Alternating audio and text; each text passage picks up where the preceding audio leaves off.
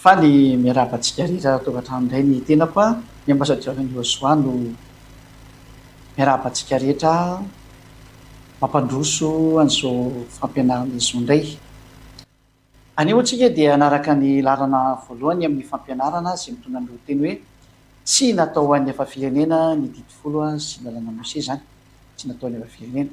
Izay no iarahantsika eto indray androany a, dia mamerina ny fiarahabanantsika rehetra ato tokantrano a.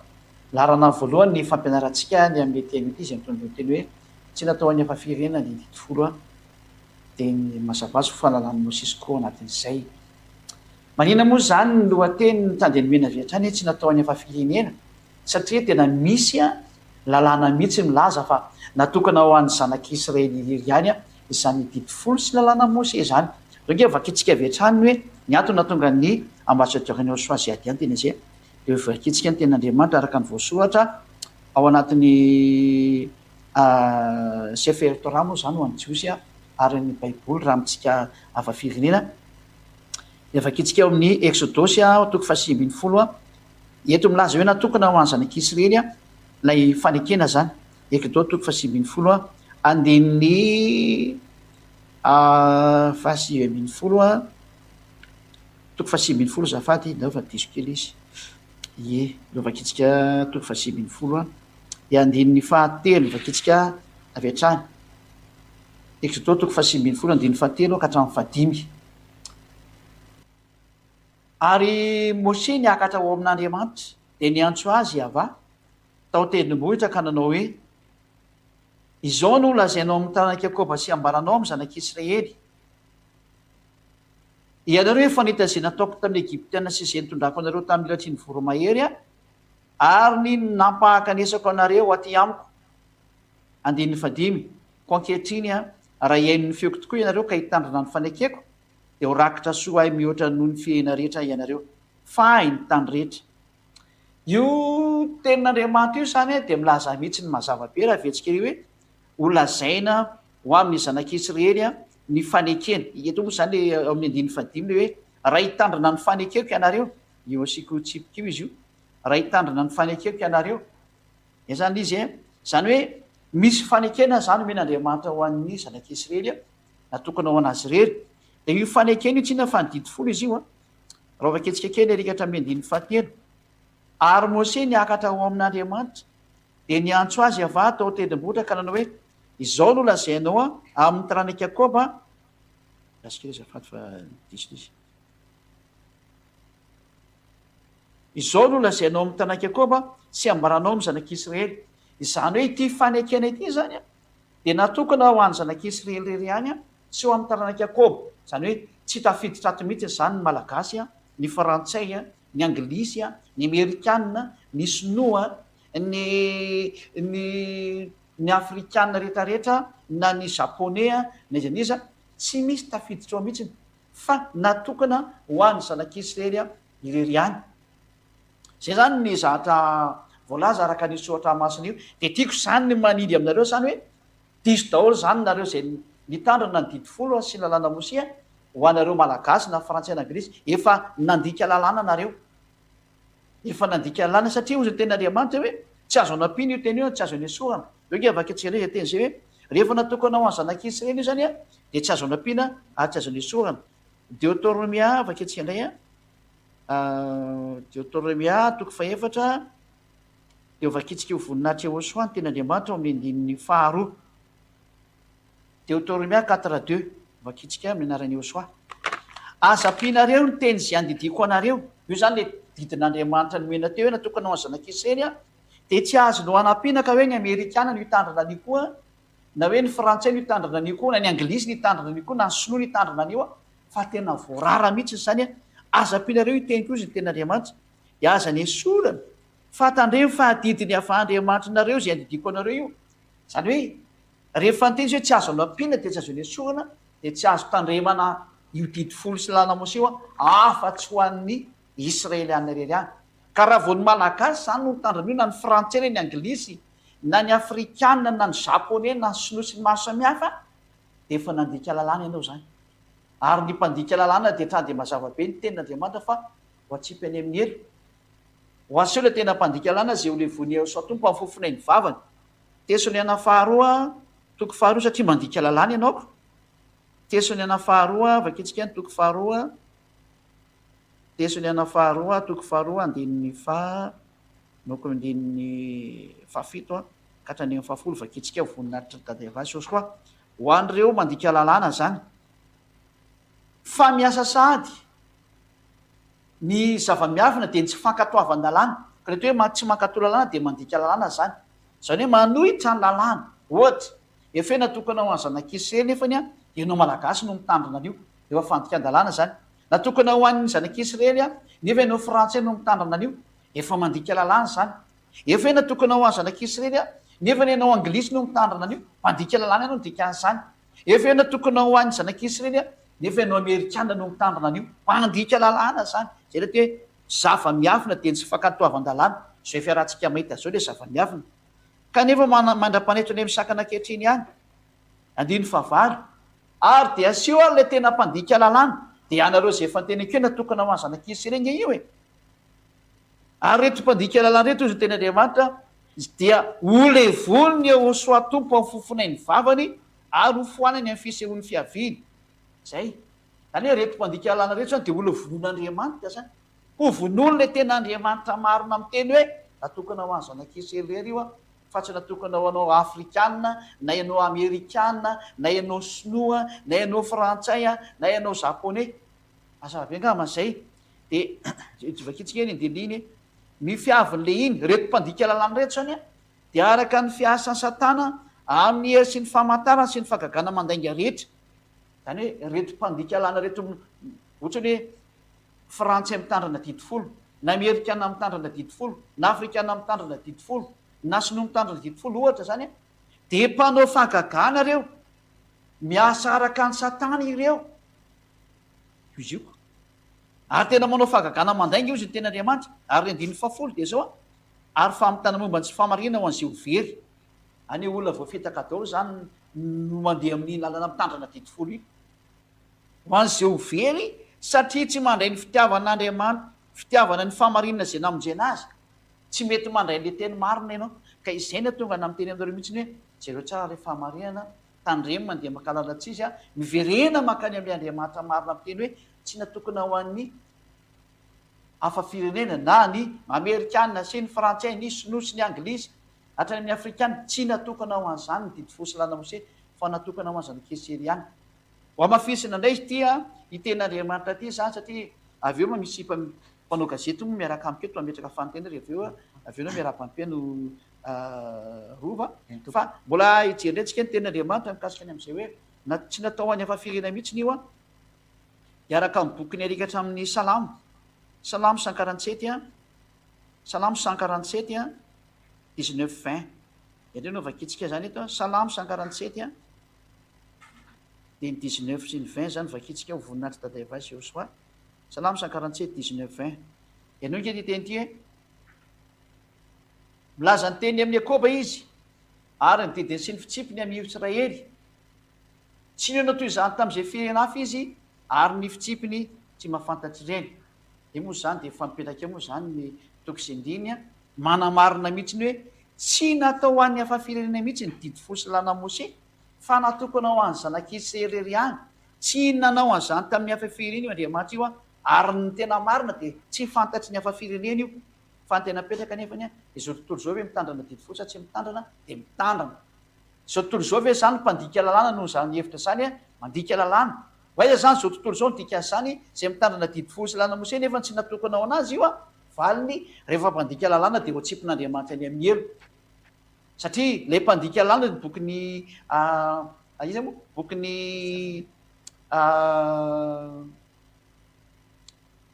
Tesoniana teo dia ho levon'Andriamanitra. Ary ny mpanao ratsy dia tsy mahazo miditra any amin'ny lanitry ny lanitra ho vakitsika amin'izay ny ten'Andriamanitra hoe tsy mahazo makany amin'ny lanitry ny lanitra zany reo. Efa miko avy hatrany moa zany ny valin'izay ohatsika rehetra reo hoe Korinthiana voalohany a toko fahenina andin'ny fahasivy vakitsika kely ankehitriny teny ty fanampin'le teo Korinthiana voalohany toko fahenina andin'ny fahasivy ho vakitsika ho voninahitra dadavasy eo soa.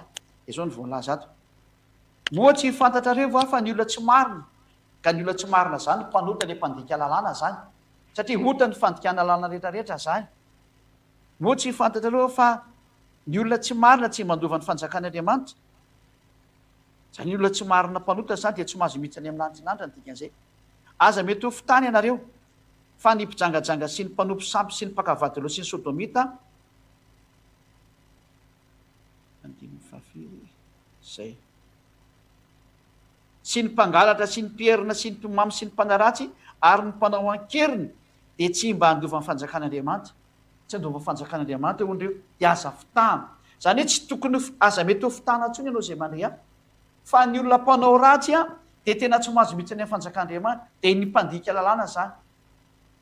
Satria ny atao hoe mpanota dia mpandika lalàna ny dikan'izay, ka le mpandika lalàna mihitsy ny atao hoe mpanao ratsy zany. Ka rehefa tsy tianao zany no very ho an'ny farimy rehetra afo dia aza mandika lalàna intsony. Zany hoe aza mitandrina didy fosy lalàna Mosè intsony fa natokana ho zanak'Israely io. Zay zany fa dia miraso antsika samy hotenao soa fa mifarana teo ny fampianarana avy aty amin'ny Ziadia mikasika ny teny hoe tsy natao any efa-firenany didy folo zany ametsika ny mpanao gazety am'zay fa te ametaka fanontaniana ny mpanao gazety amin'izao fotoana zao somary nanova fihetsika tsika ina ndraiky fihetsika ity satria mba hatonga le fampianarana ho aingina hipakany amintsika dia natao an'izao izy mba hoeniny zao tontolo zao hoeniny malagasy hoeniny afa-firena rehetra hoe aza mandeha makany amin'ozy intsony fa miverena am'zay makany amin'ny marina. Eo menanao am'izay ny fanontaniana rova miarabanao aloha ho an'ny mpiainotsika zany ianao voaloha teny miaraba ny ambasador Masoa Ziadia ary miaraba antsika rehetrarehetra mpiaino any atokantrano any sy mpijery izao radio télévision HFF izao. Mazava tsara ambasadeur le hoe ninona ny antony fa maninona tsy maintsy hoe natao any zanak'Israely rery any zany le didy folo fa fanontaniana mipetraka hoe ahoana indray zany mahakasika an'le voalaza ao amin'ny baiboly zay voalaza ao amin'ny Isaia 4:20 sy ny 7 zany hoe zay milaza hoe ny hafa-firenena mitandrina ny sabata kanefa ny ianao ny teny teo hoe tsy natao an'ny hafa-firenena io didy folo sy ny lalàna Mosè io. Manahoana indray mahakasika an'izay ambasador Masoa?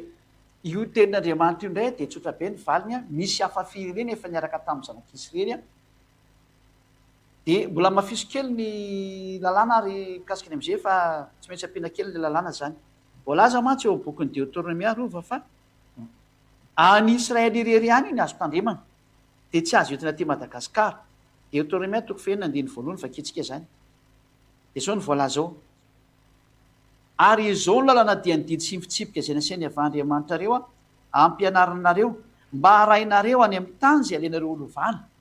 Zany hoe ty didy folo sy lalàna Mosè ty zany dia arahina sy ampianarina any amin'ny tany izay alen'ny zanak'Israely olovany. Ka ny tany natao olovany zanak'Israely dia any Israely irery ihany, any tany Kanana zany.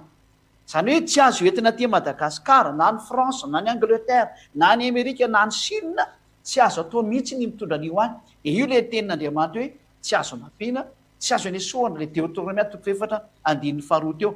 Zany dia tratra ny teny zany hoe tsy azo anampiana, tsy azo anesoana, zany hoe any Israely irery any izy zany no azo tandremana. Zay ny voalazany soratra masina. Vakitsika ange ty teny ty rova hoe aza ampianareo ny teny izay nodidiko anareo ary aza anesoanareo fa tandremo ny didiny avy Andriamanitrareo izay andidiko anareo. Tsy azo ampiana zany zay teny zay hoe ao Israely irery any iny azo tandremana ary tsy azo anesoana koa zay teny zay hoe ao Israely irery any iny azo tandremana. Zany hoe tsy azo entina ny Amerika, tsy azo entina ny Fransa ka hoe ho arahana sy ho tandremana any fa hatrany dia fandikan-dalàna ary ny mpandika lalàna dia ho levon'ny ao soatompo amin'ny fofona ilivavany. Ka rehefa tsy teo ho levonin'Andriamanitra zany aza mitandrina io didy folo intsony. Ary rehefa tsy tandrina an'io anao zany manarà zao tenin'Andriamanitra ampianarika zao. Manarà ny ambasadeur Masoa Ziadia zao mampianatra anao zao satria Ziadia rery ihany nampianatra anao zany hoe aza mampitondra aza mitandrina io didy folo io fa tsy mety aminao io, maty any amin'ny elo amin'io ianao. Zay le zay voalohany ny rova. Faharoa apetsika indray ny tenin'Andriamanitra amin'ny Deutéronomia 4:20 satria araka ny fantainao zany dia mamoaka toko sy andiny indray dia mbola manamafy an'izao ihany ty toko sy andiny ty hoe ary zao ny didy sy ny fitsipika, ary zao ny didy sy ny fitsipika zay ho tandremanareo arahana ny amin'ny tany zay omeny avy Andriamanitra ny razanao anao kolovana amin'ny andro rehetra iainanao eto ambonin'ny tany. Zay ny didy sy ny fitsipika io izy dia ho tandremanareo ary arahanareo any amin'ny tany zay omeny avandriamanitra nazanareo lovana amin'ny andro rehetra iainanareo ambony tany. Zany hoe amin'ny andro iainana zanak'isy reto ambony tany zany a dia any Israely rery ihany azo hitandreman'io didy folo sy lanamosy io, fa tsy azo entina mihitsy aty Madagasikara na ny Fransa na ny La Réunion na ny Chine na ny Canada na ny Amerika dia non zany tsy azo entina any amin'izany toerana zany, fahalalana io. Dia ozy ianao hoe maninona zany ny ten'Andriamanitra ny teny an'izay lova ketsika le ten'Andriamanitra ny menao teo a Isaia metsika le toko sy andininy vakianao teo zany a Isaia toko fahaenina amin'ny dimapolo a dia miara mijery an'izay tokoa le mpiaina dia andiny manoko andininy fahaenina hatramin'ny fahafito eo zany. Dia zao tokoa ny vakiny ary ny hafa firenena zay efa manaiky ho any avà mba hanompo azy sy ho tiany anarany avà mba ho mpanompony dia zay rehetra mitandrina ny sabata ka tsy manao zotsy masina sady mitana ny fanekeko eto koa zany dia sady mitazona ny fanekena ny vanina izy a le nyresantsika izy a dia didy folo sy lanamosesa ary mitandrina ny sabata dia zao dia hoentiko any an-tendrombohitry masina ka mifalika ao an-tranoko fivavahana ary ny fanatitra hodorana sy ny fanatitra latradra dia ankasitrany eo ambon'ny altarako fa ny tranoko dia atao hoe trano fivavahana ho an'ny firenena rehetra. Zany hoe ny fantena-petraka tokoa zany rova zany dia zao hoe misy tenin'Andriamanitra tokoa ty hoe ary toatra misy hoe raha mitandrina sabata izy dia amin'ny andininy fahaenina ary mitandrina ny fanekena ohatrany hoe mitandrina sabata tokoa nge zany afefengena. Dia ny lalàna rova tadidio tsara fa hoe tsy azo anampena tsy azo anasoana tsy azo entina aty Madagasikara na ny Fransa na ny La Réunion na ny Amerika na ny Fransa na ny Chine fa voarara lalàna ary natokana ho any zanak'Israely.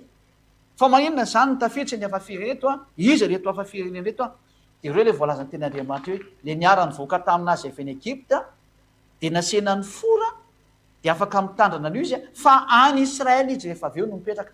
Reo ihany no afaka manao an'izay.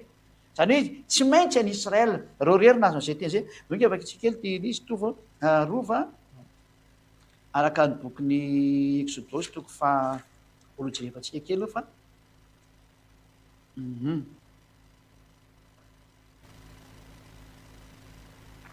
Exodosy toko faharoa ambin'ny folo vakitsika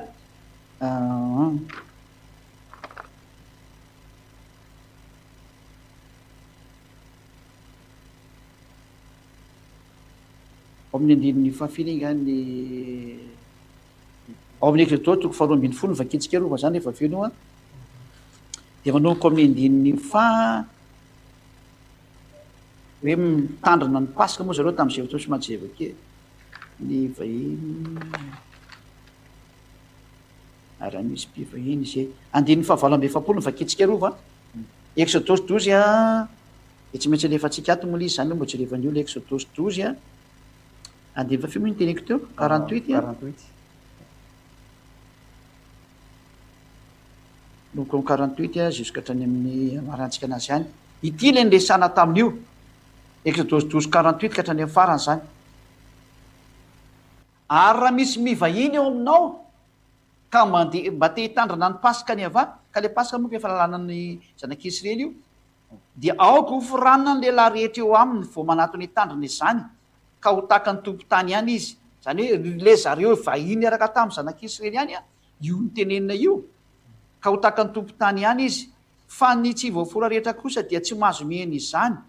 Lalàna iray ihany na ho amin'ny tompo-tany sy ny vahiny izay mitoetra eo aminareo ka ireto vahiny reto zany a lay nitoetra tao amin'ny zanak'Israely ray niara nivoaka taminy tany Egypta zany. Deo afaka itsika indray zay teny zay hoe nivoaka somary gaga reo hoe atao misy mampiasa boky baiboly indraindray dia ka tsy maintsy mampiasa satria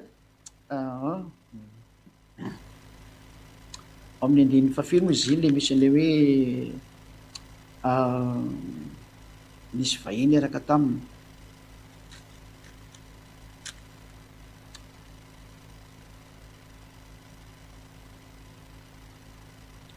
zay ao amin'ny Exodosy 12 a 37 ny vakitsika rova Exodosy 12 37 ny vakitsika dia 38 indray zany Exodosy 12 a tsy maintsy manao mémoire kelikely amin'le baiboly satria ty moa zany ny application dia tsy dia ho ary fantatra le aninato zay Exodosy 12 37 ary ny 38 Ary ny ainga atao Ramesesa ny zanak'Israely ka naka ny Sokota dia lehilahy mahalilalana tokony netsy afa-tsy ny zaza-mambehivavy. Ary nisy olona maro samy hafa firenena koa niaraka niakatra taminy, ary ondry amanosy dia ondry amanosy sy omby dia fananana be indrindra. Io zany le hoe nisy hafa firenena niaraka taminy ary ho an'i Israel ireo rerianina azo an'io teny io rova hoe raha misy hafa firenena ireo lay mipetraka ao Israel, fa tsy azo ny hafa firenena mihitsy ohatra ny Amerikanina na Frantsay na Anglisy na Sinoa na Japonais na Koreanina atao mihitsy na ny Afrikana ny mitandrana an'io ao amin'ny taniny, fa any Israel rery no azo hitandreman'io zay ny valin'izay fantena zay rova. Tsy haiko na mahavatsara ny fantenao na tsy. Ya zany hoe le Israel le hafa firenena resahana eto zany hafa firenena mipetraka any Israel zany reo hafa firenena Nipetraka any Israel dia ary niara-mivoaka tamin'ny zanak'Israely hoe avy any Egypte. zay. Ary ny zava-misy nge lova mbola misy toy nge teny io fa nefa ny olona tsy misy mety manao an'io zay ny prov fa tsy izy io zatra ataon'ny olo io, satria raha vaketsikely izy atoko fahenina amin'ny 50 dia tokony mitondra fanatitra le olona am'izao tsika miteny zao ra tena marina ny ataony zany. Nefa tsika mahita tsara fa tsisy manao an'izany zao nge vaketsikely esiasaka ny tsisy. Ary ny hafa firenena zay faminaiko any ava mba hanompo azy sy ho tiany ianarany ava mba ho mpanompony dia zay rehetra mitandrina sabata ka tsy manao zotsy masa sady mitandrina fanekeko dia ho entiko any tendrombohitra masina ka eto amin'ny ohatrany hoe any Amerika tsy misy tendrombohitra masina, any Fransa tsy misy tendrombohitra masina, any Chine tsy misy tendrombohitra masina, any Angletera tsy misy tendrombohitra masina, eto Madagasikara tsy misy tendrombohitra masina, any faritra Afrika tsy misy tendrombohitra masina, fa ny tendrombohitra masina ny tenen'ny Sotra masina any Israel eo amin'ny tendrombohitra misy ny tempolin'ny Jerosalema ankehitriny eo raha hoe tendrombohitra masina zany. Kanefa tsy misy an'izany ety. Maninona zany io tsy tanterahan'ny olona zay milaza fa mitandrina didifolo fa tokony makany Israel daholo nge dia mivavaka isaky ny sabaty. Izy John nanao an'izany tanoa fa tsy mety any satria ny lalàna dia hoe maka ao tendrombohitra masina dia amfaliko ao an-tranoko fivavahana, tsy maintsy makany Israel dikan'izay ary isaky ny sabaty. Maninona zany le olona tsy nanao an'izay? Dika zany fa tsy maro ny sary io fa famitahana olona satria tsy natao le izy. Ny fanatitra odorany sy ny fanatitra lafatra alatsatra dia nikasitrany eo ambonin'ny altarako fa nitranoka toetra ny fivavahana. Aiza zany zay olona no manao fanatitra zao tsika miteny zao? Tsy misy manao fanatitra tsony nge zao raha ny hafa firenena. Zay misy hafa firenena namono omby dia namono ondry, ny manao an'izany zao dia ny mpanompo sampy sisa ny manao an'izany. Fa raha olona zay milaza fa mivavaka ane ka mampiasa baiboly tsisy manao an'izany aiza zany io tenin'Andriamanitra io? Zany no profo fa mandika lalàna daholo. Ny ty teny ty raha tsy arahana manaprofo fa fandikan-dalàna zany, ary zay ny profo fa tsy natao amin'ny hafa firenena didifosy lanamosy io zany hoe tsy natokana ho an'ny étranger.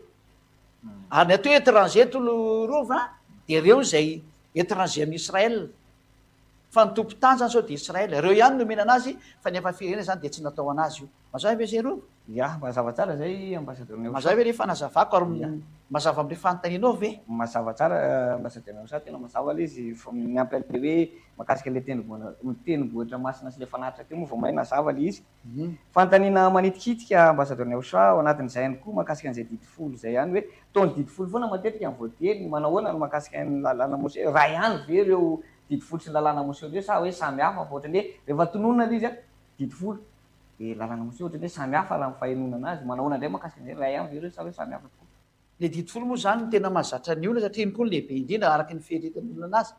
Fa ny tena marina tsy ny didifolo lehibe fa iny no nomena ny olona moa ny teny izy tamin'ny voalohany dia noho ny amin'ilay fahatahoran'ilay olona dia tsy nitohizana intsony ilay famakiana an'ilay faha 1ambinifolo sy ny faha 2ambinifolo juska hatrany amin'ny 3ambinifolo sy eninjato satria 613 nisan'io loa io. Fa noho ny amin'ilay fahatahoran'ilay olona tonga anazy tsy namaky an'izay rova zany hoe nangovotra ny olona renan'io teny io dia tsy navela tsy nitohizana intsony ilay famakiana. Fa raha jerevantsika ny soratra masina dia ao anatin'ny boky iray daholo hoe rova. Azonao boky iray daholo ny misy an'io araka ny voalaza ary amin'ny mpanjaka voalohany toko faharoa dia ny andinin'ny fahatelo. Aketsika zany hitanao tsara fa raha ihany ireo terme ireo. Raha miteny hoe didifolo dia lalàna Mose ihany zany. Ary raha miteny tsika hoe lalàna Mose dia didifolo ihany zany satria ao anaty boky iray ihany no nanaovana an'io.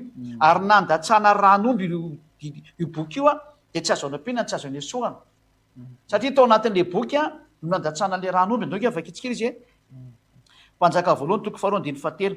Atandremo izay nasainy Andriamanitra ho tandremana andehananao amin'ny lalàna iny dia hitandremanao andehananao amin'ny lalany hitandremanao ny lalàny ny didiny sy ny fitsipiny ary ny teny vavolombelony eto zany de hoe tandremony ny didy folo sy lalàna Mose zany moa tena tikany teny io araka ny voasohatra ao amin'ny lalàny Mose mba ataonao lavorary avokoa zay rehetra ataonao sy zay rehetra leanao zany hoe ny lalàna Mose sy ny didy folo zany de mitambatra io ny dikan'izay ary io rova lay nandatsana ranomby tarikatra amin'ny Exodose 24 de soratany Mose daholo lay ino ilay didy folo sy lalàna Mose de nandatsana ranomby izy tam'izay oke avetsika ny Exodose 24 aty de manomboka amin'ny andininy sy ojerevantsika ty aiza misy manomboka zany ao amin'ny andininy faevatra ao amin'ny andininy faevatra zany hoe rehefa nitantaran'le didy zany Andriamanitra Yahva tamin'ny Mose de nisoratan Mose daholo izy ary tao anatin'izany didy folo didy faraika ambin'ny folo hatrany amin'ny didy sy voasoratra tao zany na 20 fa 30 ao daholo ary Mose nanoratra ny teny rehetra nataony Yahva de ny fomaraina koa ka nanorina altara teo ambodin'ny tendrombohitra sy tsangambato 12 araka ny fireneny Israely 12 ary ny zatovy io zany izy hoe nisoratany daholo ny ina moa ny soratra rehetra zay ny teny rehetra zay nataony Yahva de nisoratany Mose daholo any ao anatin'ity boky ity boky misy soratany io ao anatin'io boky io daholo zany lalàna Mose sy ny didy folo ao anatin'io daholo zany de ny teny vavolombelona moa reto hoe didy folo zany dia ny fomaraina koa ka nanolo tendrombohitra teo ambodin'ny tendrombohitra sy tsangambato 12 araka ny fireny tena ary Mose nanoratra ny teny rehetra nataony Yahva de ny fomaraina koa ka nanorina altara teo ambodin'ny tendrombohitra sy tsangambato 12 araka ny fireny Israely 12 ary ny zatovy tamin'ny zanak'Israely ny rahiny de nitondra fanatitra dogany ireo ka namony vatotrombo-lato fanati-pihavana ho any Yahva de nalainy Mose ny antsasaky ny raha ka nataony tao anaty lovia ary ny antsasaky ny raha kosa natokony teo amin'ny altara dia naka ny boky ny fanekena izy ka namaky teny teo anatrehan'ny olona ary hoy ny olona zay rehetra no lazainy Yahva dia ataonay ho siokenay de nalainy Mose ny raha ka natopony tamin'ny olona de hoy izy ino ny raha ny fanekena zay nataony Yahva taminareo tamin'izany teny rehetra zany any hoe naka raha zany Mose tamin'le vonovono teo de nafafafiny tamin'ny olona le raha de avy eo ny raha iny le boky nysoratana satria boky io soratana io de zay le hoe nalainy Mose ny raha ka natopony tamin'ny olona de ino izy ny amin'ny rahany zay fanekena nataony Yahva taminareo zay de ery ambondria aiza moa le teo de naka boky ny fanekena izy ao ny andininy fahenina nalainy Mose ny antsasaky ny raha ka nataony tao anaty lovia ary ny antsasaky ny raha kosa natopony teo amin'ny altara de naka ny boky ny fanekena izy ka namaky teny teo anatrehan'ny olona de nivakiny zany le boky zany le misy an'le didy folo sy lalàna Mose de hoy ny olona zay rehetra no lazainy Yahva zany hoe zay lazainy Yahva tao anatin'io boky io zany ka nisoratany Mose de ho ataony avokoa de hoekenay de nalainy Mose ary ny raha ka natopony tamin'ny olona de hoy izy hoe ino ny raha ny fanekena zay nataony Yahva tamin'ireo amin'izany teny rehetra zany hoe lay fanekena zany ny voasoratra teo de nanova natsipony olony natsipony nafafy ny Yehosoa tamin'ny olona am'izay zany ny raha ho mariky Mose tamin'ny olona ny raha ho mariky ny hoe vita le fanekena io ny teny de manao fanekena nareo de zay ny dikan'iny raha nafafy iny zany fanekena fa manaiky an'io teny io ao anatin'io boky io ny zanak'Israely de manaiky an'io koa Andriamanitra ny hoe fifanarana ny fanaovana zany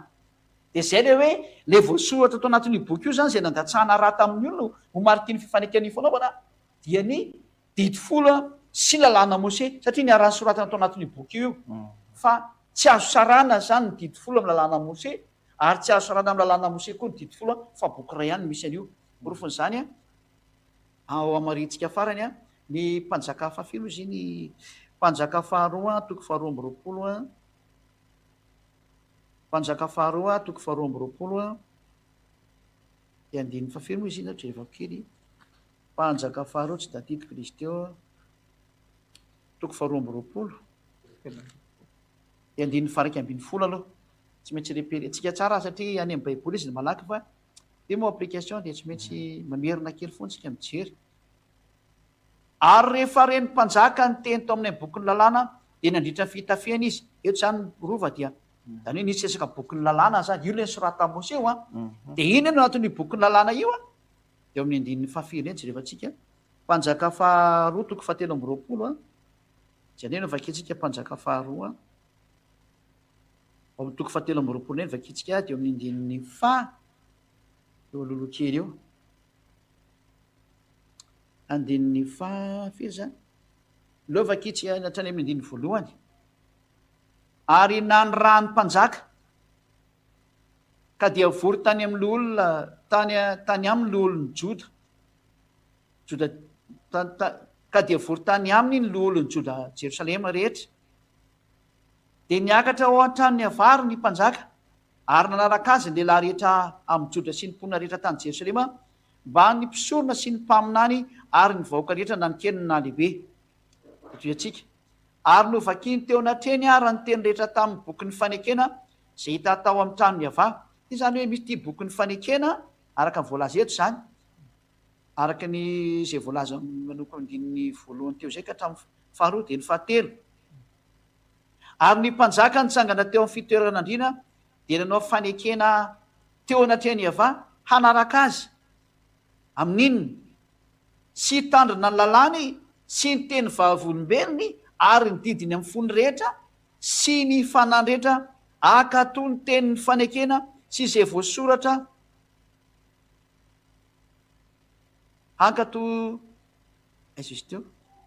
ankato ny teny rehetra sy izay voasoratra anatin'izany boky zany zany hoe eto zany rova dia mazava-be mihitsy ny fa ilay voasoratra anatin'ny boky zany anatin'ny fahatelo dia ny didy folo sy lalana Mose vatsika ny andiny fahatelo ary ny mpanjaka nitsangana teo amin'ny fitoeran'andriana dia nanao fanekena teo anatreny ava sy naraka azy sy hitandrina ny lalàny sy ny teny vavolombelona io le didy folo ary ny didiny le lalàna Mose amin'ny fony rehetra sy ny fanany rehetra hankato ny tenin'ny fanekena sy izay voasoratra ao amin'izany boky zany zany hoe ao anatin'ny boky io zany dia lalàna Mose sy ny didy folo na hoe ny didy folo sy lalàna Mose anankiray ihany zany niaraka nandatsahana raha io dia tsy azo sarahana fa iray raha vao ny tena hoe didy folo dia manaraka lalàna Mose 613 nisan'le loi ary ao amin'ny tena hoe lalàna Mose dia manaraka ny koa zay ny didy folo 613 nisan'ny loi no zany zany tsy azo sarahana ny didy folo sy lalàna Mose mazava zay ho antsika anao mpanao gazety anao sy ho an'le olona miaino rehetra ia mazava hoe zay teny zay mazava tsara zay ambasadorny soa zany hoe tsy misaraka zany reo fa raha ihany reo tambatra ao anatina fanekena anankiray ny didy folo sy ny lalàna Mose fa nonona tonga anazy folo zany boky anankiray fa nona tonga anazy ary ny boky iny mihitsy nandatsahana raha miaraka amin'le vahoaka le boky iny mihitsy nandatsahana raha dia mitambatra ao ny didy folo sy lalàna Mose fa natonga le izy lasa nisy hoe didy folo fotsiny no nitahotra ilay zanak'Israely tamin'ny fanononan'Andriamanitra anazy dia tsy zaka ilay zanak'Israely izy dia tsy nitohitry ny faraka zay mihitsy leo ka mavakitsika zay rova eny toko hoe dia natahotra ny zanak'Israely dia tsy nety nitohizana intsony le teny ao amin'ny boky ny Exodosy toko faharoapolo mantsy teny atantsika an'izay teny zay eo ka tena somary vakiana kely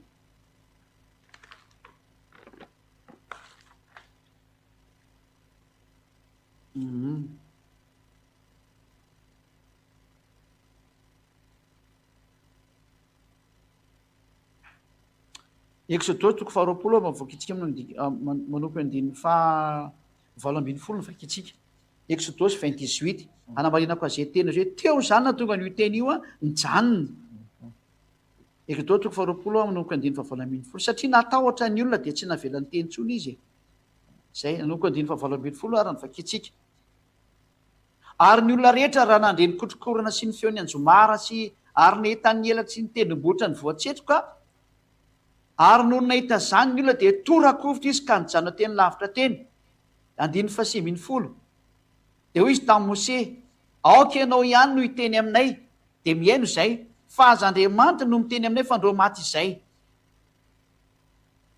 le izy zany dia nanomboka teo zany dia tsy nitohy intsony le teny fa nijanona dia zay na tonga Mose niakatra anankeny tendrombohitra am'izay dia menana azy amin'izay nitohin'le teny voatery niakatra tena tendrombohitra zany Mose nandray ny teny faraiky ambin'ny folo faharoa ambin'ny folo fa teny tokony hitohy ihany io fa noho ny amin'ilay tahotra anazy an'izareo dia voatery najanona teo amin'ny fahafolo zay ny marina fa tokony hitohy lavabe io fa zay ny antony hoe no natonga n'ilay tahotra dia najanona le izy dia donge vakitsika nitohy ny andininy faharoapolo dia hoy Mose tamin'ny olona aza matahotra fa tonga Andriamanitra mba hizahan-toetra anareo ary mba eo anatrehany tavanareo ny fahatorana azy mba tsy anontanareo zay de nijanateny lavitra teny ary ny olona fa Mose kosa nanakaiky ny Azipito zay nitoeran'Andriamanitra ary andiny faharoa amby roapolo ary hoe avà tamin'ny Mose izao no lazainao amin'ny zanak'Israely ianareo efa nahita fa tany an-danitra no tenenako taminareo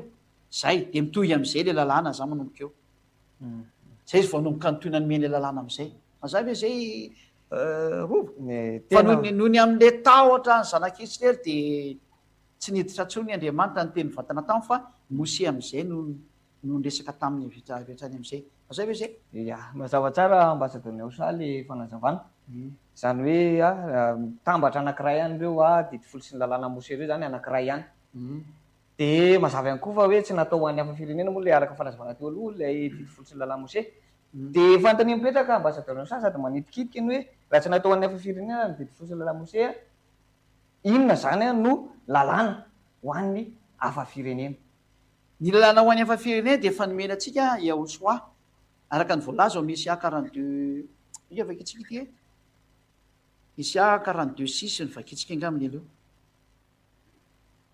efa nolazain'ny mpaminany fa misy lalàna ho atsika zany misy zay zao ampianarin'ny ambasador Neosa sy Adia zao misy 42 ao amin'ny andininy fahenina izao iavay efa niantso anao tamin'ny famarihana sy ny tantana ny tananao ary iaro anao ka nomenao fanekena ho an'ny olona ho fanazavana ny jentilisa de io zany de ao andininy fafito ampahiratra ny masony jamba ary amoaka ny mpifatitra hiala ao an-trano maizina ary zay mipetraka ao anatin'ny maizina ao amin'ny maizina hiala ao an-trano famatorana any eto zany de misy mpamonjy ho avy zany dika zay ary izy ny anome izy lasa ho fanekena ho an'ny olona araka ny voalaza ary ho fanazavana ny jentilisa raha vakitsika tsara eto hoe hiaranao ka hitatana anao iantso anao tamin'ny famarihana sy ny zao iavay efa niantso anao tamin'ny famarihana ary ny tantana ny tananao ka hiaro anao ka nomenao ho fanekena ho an'ny olona ho fanazavana ny jentilisa de zany le sary ho lasa tonga zany ny fanazavana ny jentilisa ary io le voalazany teny Andriamanitra rikatra misy 42 hoe misy olona io tonga hitondra an'io ary io zao ampianariko zao isy 42 ary ny 4 rehefa avy eo indro ny mpanoko zay tantanako lay voafidiko tsy atsitraky ny foko napetraka to aminy fanako hamoaka fitsipika ao any jentilisa izy misy fitsipika ao rehefa any amin'ny jentilisa zany ary voalaza ao amin'ny andininy faevatra fa any amin'ny nosy ny voan'io lalàna io andininy faevatra tsy ho reraka nao kivy izy mandra-panoro ny rariny amin'ny tany ary ny nosy andry ny lalàna zany hoe any amin'ny nosy ny azahoanan'io lalàna io de zao lalàna hitanareo zao io lalàna io nampianariny ambasador Neosa anareo zay Adia ary zay nanaraka an'io lalàna io atandiavaka amin'ny fahotana ary tsy nanota intsony io lalàna io natao hoe lalàna ny Yahosoa le fanekena vaovao aotsika riva amaky an'le teny satria tsika nahita to hoe fanekena de vakitsitsika am'izay hoe ty le fanekena vaovao ty raha vakitsika ao amin'ny bokyny Jaona 12 Jaona 12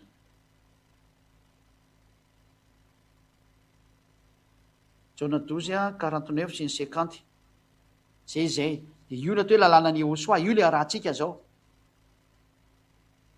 satria zao tsy niteny ho ahy fa nyraizana niraka izy no nandidy azy eo lazaiko tsy hotoriko zany hoe misy didy zany avy any am'ray hotoriny Yahosoa ro ambarany Yahosoa ary fantatra izy fa fiaina manak'izay ny didiny zany hoe ty teny nomeny dade Iava ty zany de didy zay didy nomena anazy zany rova ko zay lazaiko izy de lazaiko arak'izay nolazainy ray tamiko zany eto zany tsika de mita hoe Yahosoa zany tena manana didy zay atao hoe lalàna ny Yahosoa mazavy hoe zay ho ale fantainao teo de vakitsika ndray rika hatramin'ny bokyny Korintianina voalohany tsy maintsy miverina kely ato anatin'ny baiboly fa satria ato ihany tena ahitana ny teny malaky indrindra de vakitsika amin'ny bokyny Korintianina voalohany atoko fevatra ambin'ny folo andininy fa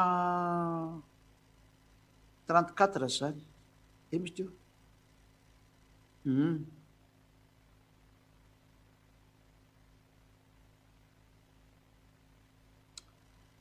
zao misy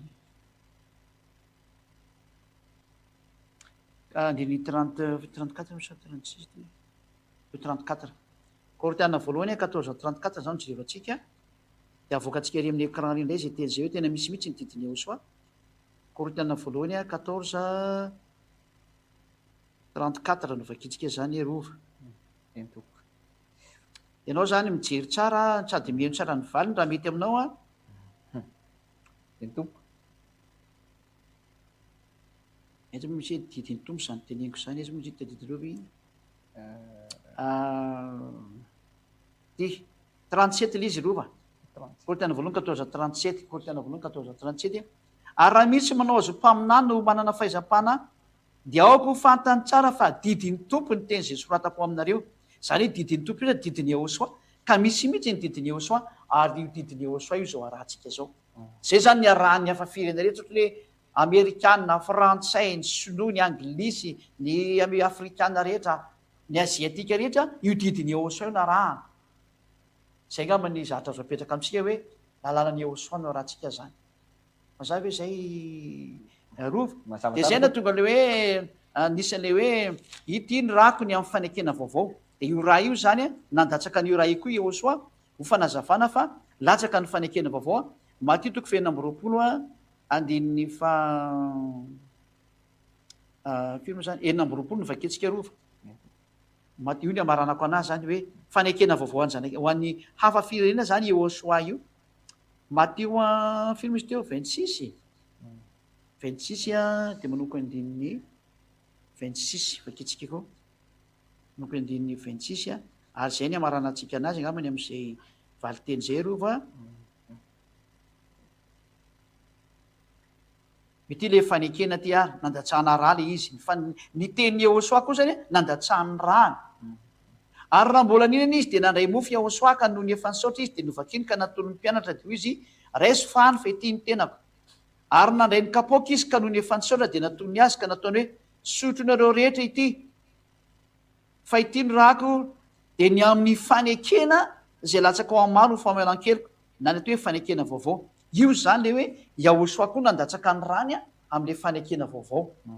Zany hoe misy fanekena roa samy nandatsana rehetra zany dia ny fanekena 10 nandatsana ranomby hitantsika teo ary ny fanekena vaovao ny raha nandatsana ny rany Yehosoa. Misy raha roa samy hafa reo zany dika zay fanekena roa samy hafa ary zay le hoe ho an'ny zanak'Israely dia le nandatsana ranomby no menana azy dia ny didy fosy lana Mose.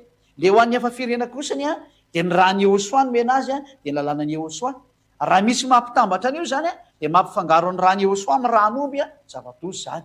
Tsy azo atao mampitambatra an'io fanekena samy manana ny azy tahaka ny hoe lalam-panorenana. Ina moa filazandreny amin'ny teny frantsay constitution, loi constitutionnelle.